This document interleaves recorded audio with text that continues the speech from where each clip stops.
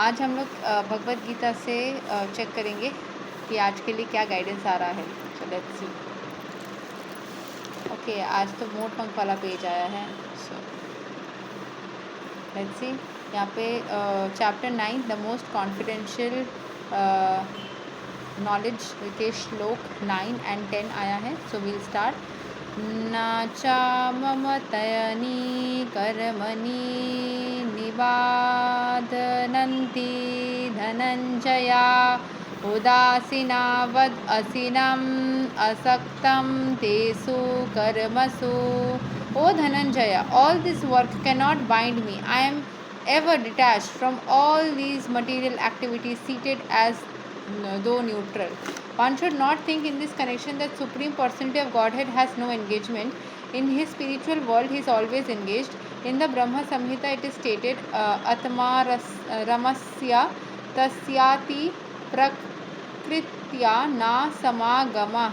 He is always involved in his eternal blissful spiritual activities, but he has nothing to do with these material activities. Spiritual world में भगवान Shri Krishna spiritually सबसे connected है, but material दुनिया की किसी भी चीज़ से उनको कोई लेना देना है नहीं, फ़र्क नहीं पड़ता. Material activities are being carried on by his different potencies. The Lord is always neutral in the material activities of the created world. The neutrality is mentioned here with the word udasinavat.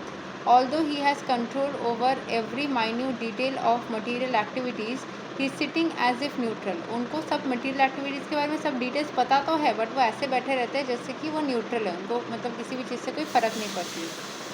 The example can be given of a high court judge sitting on his bench. By his order, so many things are happening.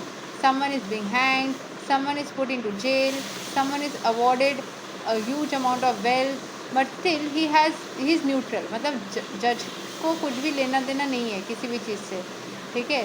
तो मतलब किसी को punishment मिले या किसी को कुछ reward मिले, किसी भी चीज़ से ना किसी को कोई भी लेना देना नहीं है. He has nothing to do with all the gain and the loss जिन अदर्स लोगों का. Similarly the lord is always neutral. वो भी जज जैसा है, न्यूट्रल है. Although he has his hands in every sphere of activity. सब चीज़ों पे उनका हाथ है, वो सब चीज़ों को मॉनिटर करते हैं, देखते हैं, बट उनको कोई फ़र्क नहीं पड़ता.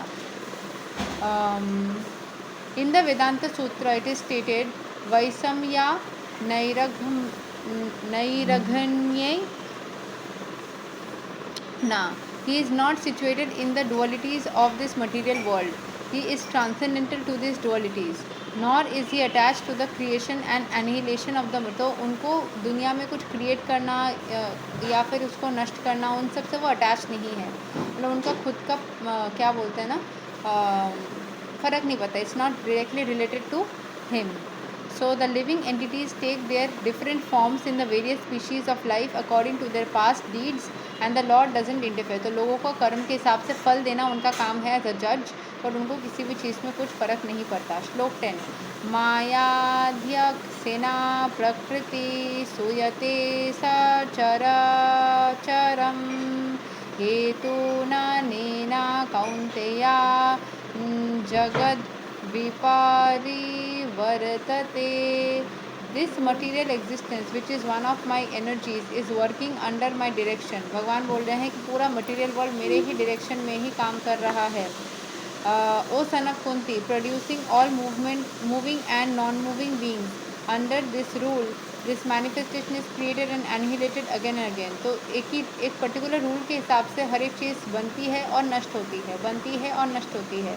और भगवान श्री कृष्ण को इन सब से मतलब कोई डायरेक्टली कनेक्शन नहीं है, बट वो मतलब अटैच नहीं है, बट वो सारी चीज़ें मेंटेन ज़रूर करते हैं, ठीक है. It is clearly stated here the supreme Lord although aloof from all the activities of the material world remains the supreme director. वो सुप्रीम डायरेक्टर बने हुए हैं, उनको किसी चीज़ से फ़र्क नहीं पड़ता, वो बहुत सुप्रीम बने हुए हैं.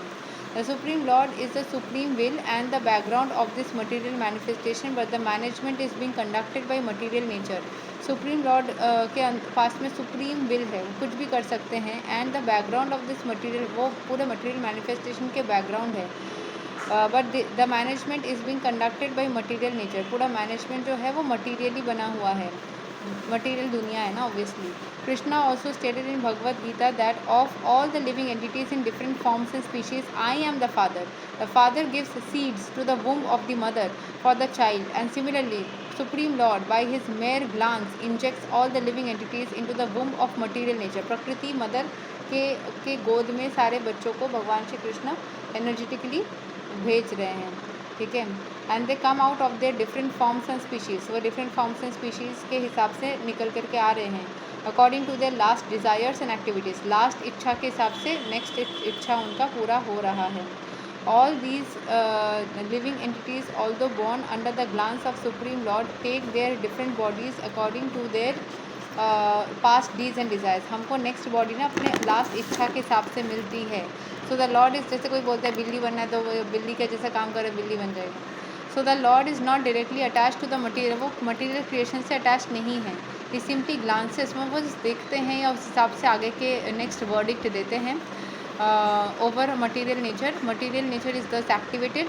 वो बस देखते हैं मटीरियल नेचर को, वो एक्टिवेट हो जाता है and everything is created immediately. और सब कुछ ऑटोमेटिकली बन जाता है.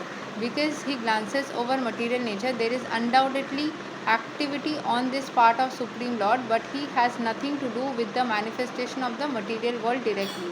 The example is given in the Smriti. When there is a fragrant flower before someone, the fragrance is touched by the smelling power of the person, yet the smelling and the flower are detached from one another.